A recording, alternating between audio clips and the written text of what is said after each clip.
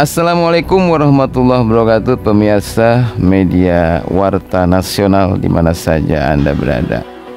Syukur alhamdulillah kita masih diberi kesehatan yang paripurna. Saya baru saja selesai menunaikan sholat Jumat dan langsung teringat kepada situasi politik yang hari ini semakin memanas ya. Penyebabnya adalah tentu saja lagi-lagi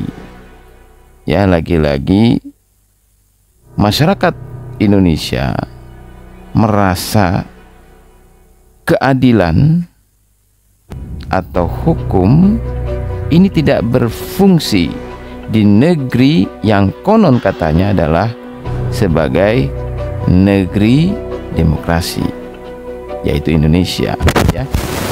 Oleh karena itu saya masih mengenakan kacamata hitam ini ya kawannya, karena suasana keprihatinan saya masih melekat. Keprihatinan tentang penegakan hukum di Indonesia dan juga keadilan ya bagi seluruh rakyat Indonesia nampaknya masih jauh ya. Jadi bangsa Indonesia untuk menuju kepada bangsa yang memperoleh keadilan ya bagi seluruh rakyat Indonesia sesuai dengan sila Pancasila yang kelima, ini masih sangat jauh ya. Kejadian yang teranyar adalah dengan dibegalnya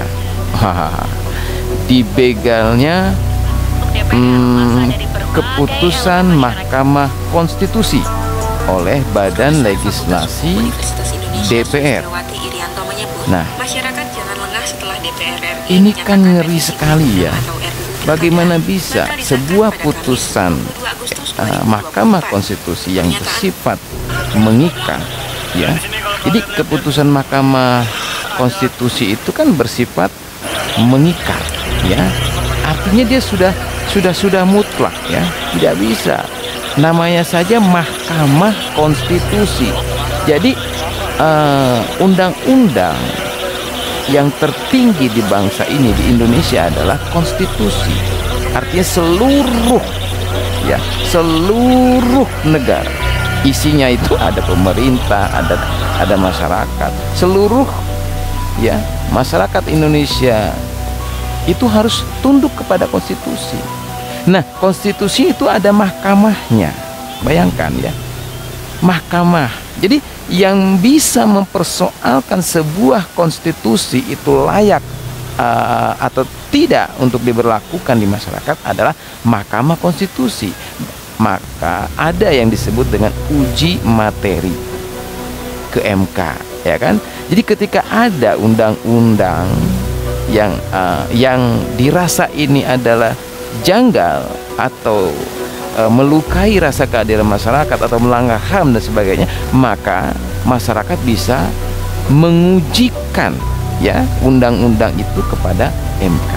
Dan apa yang diputuskan oleh MK itu harus dilaksanakan oleh seluruh rakyat Indonesia, termasuk DPR sebenarnya.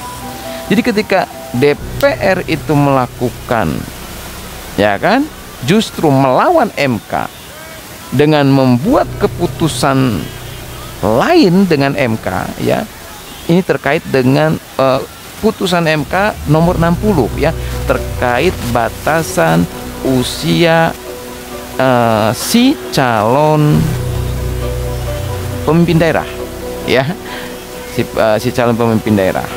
Jadi ini dia ya, tiba-tiba dibegal putusan MK ini. Putusan MK nomor 60 dibegal oleh legislasi kita ya, DPR, dengan membuat keputusan lain dari MK gitu kan. Nah ini kan dagelan gitu ya. Bagaimana bisa gitu kan DPR yang mewakili, yang notabene itu adalah wakil-wakil rakyat gitu kan, ini justru melawan MK, melawan Mahkamah Konstitusi, ya.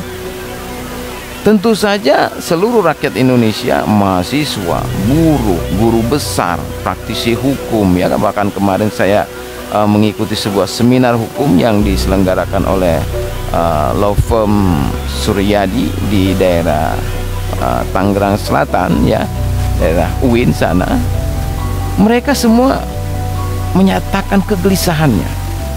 Kami sebagai advokat-advokat muda, kami sebagai para pengacara muda, lawyer-lawyer muda, terus terang gelisah dengan adanya hal seperti ini, ya kan? Mau dibawa kemana negara kita, ya? Ketika Mahkamah Konstitusi putusannya saja dibegal oleh DPR. Maka kemarin seluruh mahasiswa berdemo, sampai-sampai tembok DPR pun dijebol oleh mahasiswa. Ya, ini ada sebuah gerakan massa yang luar biasa, ya, yang luar biasa. Bahkan politisi, anggota DPR, ya, dari Badan Legislasi DPR, putusan Puan Maharani, sempat menemui mahasiswa, ya, itu dari Hasto dan Arteria Dahlan, ya, berusaha menenangkan massa, berusaha menenangkan mahasiswa, namun mahasiswa tetap meminta DPR untuk membatalkan revisi undang-undang MK tersebut, ya kan, meminta agar DPR patuh, ya, terhadap putusan MK nomor 60. Luar biasa. Bahkan mahasiswa sempat teriak tentang revolusi dan sebagainya. Ini adalah sebuah fenomena di mana betapa buruknya loyalitas wakil rakyat Indonesia, ya. Betapa rendahnya loyalitas DPR kepada konstituennya yang mempercayakan ya kepada mereka untuk supaya mereka menyuarakan apa yang diinginkan oleh masyarakat. Masyarakat Indonesia tentu saja tidak menginginkan adanya sebuah praktek korupsi, kolusi, dan nepotisme. Hal ini sangat jelas, ya, sangat jelas tidak diinginkan oleh seluruh rakyat Indonesia. Fakta sejarah yang berbicara. Soeharto digulingkan oleh masyarakat, ya, oleh mahasiswa karena dinilai melakukan korupsi, kolusi, dan nepotisme, KKN, kan seperti itu, ya. Sehingga Orde Baru tumbang, beralih kepada orde reformasi. Nah, tiba-tiba di era reformasi ini, mengapa gitu kan, terjadi yang namanya sebuah upaya melanggengkan sebuah kekuasaan, ya kan, dengan cara membegal konstitusi, dengan cara merubah-rubah konstitusi. Nah, ini kan yang tidak diinginkan oleh masyarakat. Tentu saja masyarakat akan marah. Jadi demo mahasiswa untuk menghentikan DPR yang ingin, ya kan, meloloskan, melegalkan usia, ya kan, calon kepala daerah, ya, walaupun belum 30 tahun gitu, ya. Ini sebetulnya bukan karena siapa, ya, tapi memang karena ini sudah diputuskan oleh MK. Seharusnya memang harus 30 tahun minimal, kan gitu, ya.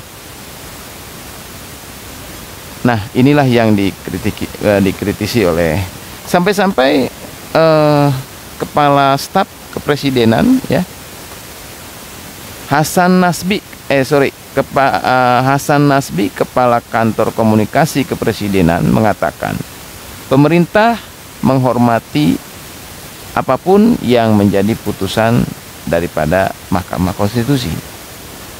Pernyataan itu disampaikan Hasan dalam merespon putusan MK yang mengubah syarat pencalonan kepada kepala daerah dan batasan usia minimal calon ya. Jadi sampai Jokowi juga selaku Presiden Republik Indonesia juga sebenarnya mengatakan bahwa hormati kewenangan dua belah pihak. Ya, sebetulnya yang harus dewasa sebetulnya DPR lah ya dalam hal ini, tentu saja. Harusnya DPR itu dewasa. Namun kemarin ya terlihat juga sih bahwa Dasko ya mengatakan bahwa rapat paripurna ditunda, ya kan?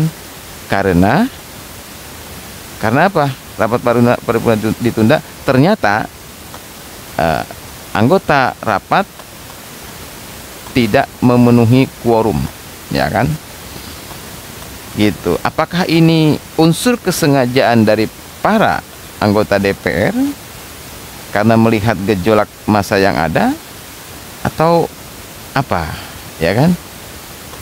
Mudah-mudahan saja,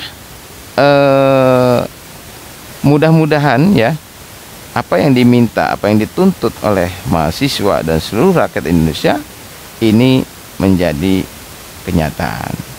Jangan sampai Indonesia ini memang berubah menjadi negara otoriter. Itu adalah harapan mahasiswa, harapan para praktisi hukum, harapan para guru besar hukum.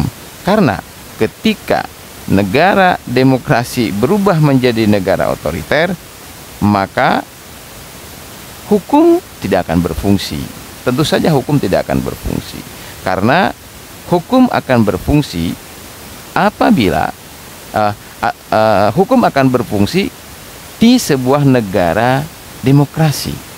Hukum tidak akan berfungsi di negara yang otoriter, begitu. Karena kalau otoriter itu tidak perlu hukum, ya. Yang menjadi hukum dalam negara otoriter adalah perintah, ya kan, perintah presiden ya. Jadi kalau presiden mengatakan A, ya harus dilaksanakan A. Nah, itu namanya negara otoriter. Atau kerajaan ya, kerajaan juga demikian. Kalau kerajaan itu tidak butuh hukum, yang menjadi hukum adalah sabda raja. Apa yang disabdakan sang raja, maka itu menjadi hukum. Kan seperti itu ya. Jika Indonesia bergeser dari negara demokrasi ke negara otoriter, maka tentu saja, ya kan, universitas-universitas hukum akan tutup, ya kan. Para pakar hukum akan tidak punya pekerjaan. Dan bahayanya adalah masyarakat Indonesia juga tentu saja akan hidup dalam sebuah tekanan, akan hidup dalam sebuah ketakutan. Tidak ada lagi kebebasan berbicara, tidak ada lagi kebebasan menyampaikan pendapat, tidak ada lagi kebebasan menyampaikan ide dan gagasan. Ini adalah bahayanya ketika Indonesia menjadi negara otoriter. Sebagaimana Orde Baru, kita tentu masih ingat bagaimana Orde Baru membungkam sebuah kebebasan, bagaimana Orde Baru mengasingkan orang-orang yang memiliki daya kritis, ya. Tentu saja kita tidak ingin kembali kepada masa-masa itu, bukan, ya. Jadi kita ingin bahwa Indonesia terus maju menuju Indonesia Emas, yang tentu saja dengan tetap memberikan dengan tetap ya kedaulatan di tangan rakyat. Selamat berjuang mahasiswa, selamat berjuang seluruh rakyat Indonesia. Mari kita kawal Indonesia untuk menjadi negara hukum, bukan negara kekuasaan. Wassalamualaikum warahmatullahi wabarakatuh.